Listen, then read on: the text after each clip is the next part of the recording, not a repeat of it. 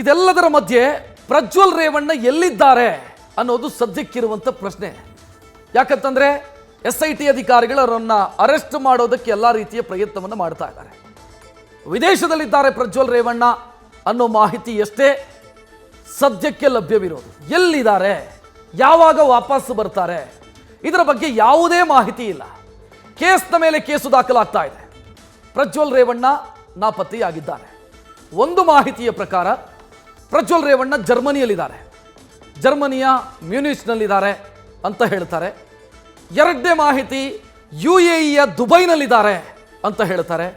ಮೂರನೇದ್ದು ಹಂಗೇರಿಯ ಬುಡಾಪೆಸ್ಟ್ನಲ್ಲಿದ್ದಾರೆ ಅನ್ನೋ ರೀತಿಯಲ್ಲಿ ಮಾಹಿತಿಗಳು ಓಡಾಡ್ತಾ ಇದೆ. ಇದರಲ್ಲಿ ಯಾವುದೂ ಕನ್ಫರ್ಮ್ ಇಲ್ಲ. ಜರ್ಮನಿಗೆ ಹೋಗಿರೋದಷ್ಟೇ ಕನ್ಫರ್ಮ್, ಅಥವಾ ವಿದೇಶಕ್ಕೆ ಹೋಗಿದ್ದಾರೆ ಅನ್ನೋದಷ್ಟೇ ಕನ್ಫರ್ಮ್.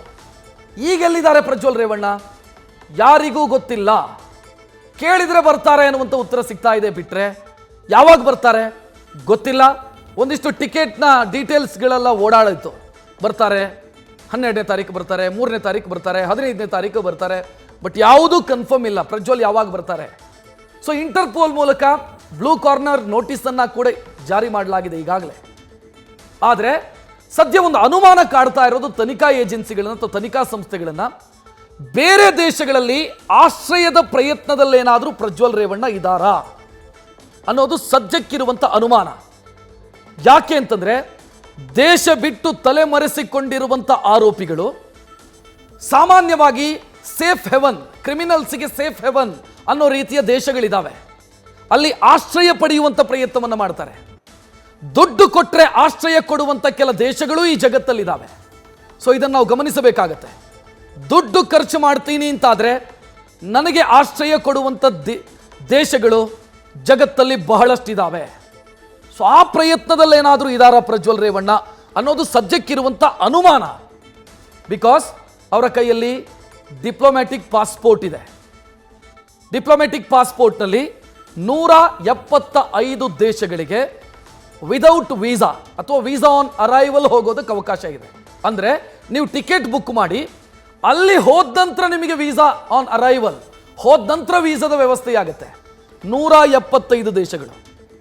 ಎರಡನೆಯದು ನಾನು ಆಗಲೇ ಹೇಳಿದೆ, ಸೇಫ್ ಹೆವನ್ ಹುಡುಕಾಟದಲ್ಲೇನಾದರೂ ಇದ್ದಾರಾ, ಕ್ರಿಮಿನಲ್ಸ್ಗಳಿಗೆ ಆಶ್ರಯ ಕಲ್ಪಿಸುವಂಥ ದೇಶಗಳ ಹುಡುಕಾಟದಲ್ಲೇನಾದರೂ ಇದ್ದಾರಾ ಅನ್ನೋದು ಕೂಡ ತನಿಖಾ ಸಂಸ್ಥೆಗಳಿಗೆ ಇದೊಂದು ಅನುಮಾನ ಇದೆ.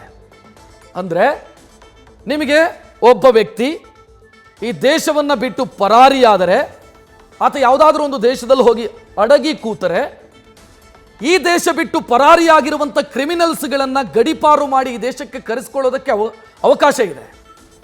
ಎಕ್ಸ್ಟ್ರಡಿಷನ್ ಟ್ರೀಟಿ ಅಂತ ಹೇಳ್ತಾರೆ ಅದನ್ನು. ಅಂದರೆ ಎರಡು ದೇಶಗಳ ಮಧ್ಯೆ ಒಪ್ಪಂದ ಆಗಿರಬೇಕು. ಭಾರತ ಜಗತ್ತಿನ 59 ದೇಶಗಳ ಜೊತೆಗೆ ಈ ಎಕ್ಸ್ಟ್ರಡಿಷನ್ ಟ್ರೀಟಿಯನ್ನು ಮಾಡಿಕೊಂಡಿದೆ. ಅಂದರೆ ಗಡಿಪಾರು ಒಪ್ಪಂದ ಅಥವಾ ಕ್ರಿಮಿನಲ್ಸ್ಗಳ ಎಕ್ಸ್ಚೇಂಜ್ ಒಪ್ಪಂದ ಇದನ್ನು ಮಾಡಿಕೊಂಡಿದೆ. ಈ ಜಗತ್ತಲ್ಲಿರುವಂಥ ದೇಶಗಳ ಸಂಖ್ಯೆ 195. ನಾವು ಒಪ್ಪಂದ ಮಾಡಿಕೊಂಡಿರೋದು 59 ದೇಶಗಳ ಜೊತೆಗೆ ಮಾತ್ರ. ಇದರ ಹೊರತಾದ ಬೇರೆ ಪ್ರಯತ್ನವನ್ನೇನಾದರೂ ಮಾಡಿದ್ರೆ, ಅಂದರೆ ನಾನು ಬಂದರೆ ಅರೆಸ್ಟ್ ಆಗ್ತೀನಿ ಅನ್ನೋದು ಆರೋಪಿಗೆ ಕ್ಲಿಯರ್ ಆಗಿ ಗೊತ್ತಿರೋದ್ರಿಂದ ಬೇರೆ ದಾರಿಯ ಹುಡುಕಾಟದಲ್ಲೆಲ್ಲಾದರೂ ಇದಾರ ಪ್ರಜ್ವಲ್ ರೇವಣ್ಣ ಅನ್ನೋದು ಸದ್ಯಕ್ಕಿರುವಂಥ ಪ್ರಶ್ನೆ. SITಗೆ ಸದ್ಯ ಇದೇ ವಿಚಾರ ತಲೆನೋವಾಗಿದೆ. ಪ್ರಜ್ವಲ್ ರೇವಣ್ಣ ಅವರ ಹೈಡ್ ಅಂಡ್ ಸೀಕ್, ಕಣ್ಣಾ ಮುಚ್ಚಾಲೆ, ಈಗ ತಲೆನೋವಾಗಿದೆ. ಎಲ್ಲಿದ್ದಾರೆ, ಬರ್ತಾರೋ ಇಲ್ಲವೋ, ಬೇರೆ ದೇಶದ ಆಶ್ರಯದ ಪ್ರಯತ್ನದಲ್ಲಿ ಏನಾದರೂ ಇದ್ದಾರಾ. ಇನ್ನೊಂದು ಇನ್ಫಾರ್ಮೇಷನ್ ಕೊಡಬೇಕು ಅಂತಂದರೆ, ಭಾರತದ ಬಹಳಷ್ಟು ಜನ ಕ್ರಿಮಿನಲ್ಸು ಬೇರೆ ದೇಶಕ್ಕೆ ಹೋಗಿ ಆಶ್ರಯ ಪಡೆದಂಥ ಉದಾಹರಣೆಗಳಿದ್ದಾವೆ. ಅಲ್ಲಿ ಹೋದವರು ಎಲ್ಲಿದ್ದಾರೆ ಅಂತಲೂ ಭಾರತದ ತನಿಖಾ ಸಂಸ್ಥೆಗಳಿಗೆ ಗೊತ್ತಿದೆ. ಕರೆತರೋದಕ್ಕಾಗಲ್ಲ, ಕಾನೂನು ಸಮಸ್ಯೆ. ನಾನು ಈಗಾಗಲೇ ಹೇಳಿದೆ, ಒಪ್ಪಂದದ ಪ್ರಾಬ್ಲಮ್ಮು.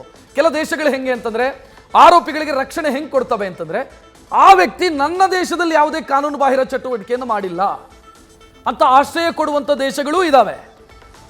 ಸೊ ಆ ಕಾರಣಕ್ಕಾಗಿ ಈಗ ಪ್ರಾಬ್ಲಮ್ ಇರೋದು. ಕರ್ಕೊಂಡು ಬರೋದು ಹೇಗೆ, ಕರ್ಕೊಂಡು ಬರೋದಕ್ಕೆ ಸಾಧ್ಯನಾ ಅನ್ನೋದು.